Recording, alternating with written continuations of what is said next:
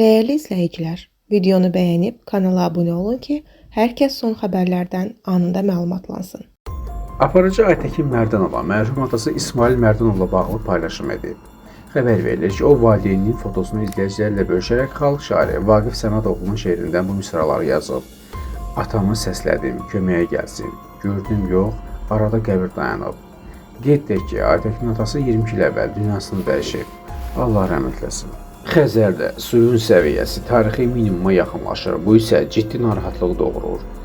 Xəbər verilir ki, Coğrafiya İnstitutunun şöbə müdiri Ənvər Əliyev deyir ki, Xəzərdə suyun enmə tendensiyası hazırda da davam edir.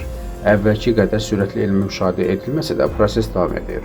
Onun sözlərinə görə növbəti illərdə suyun səviyyəsinin artması hiss oluna bilər, ancaq səviyyənin əvvəlki vəziyyətə çatması əlbəttə ki zaman alacaq. Ənvər Əliyev deyir ki, Xəzər suyunun azalması prosesi davam etdikcə bunun digər sahələrdə təsiri daha qabarıq müşahidə olunacaq.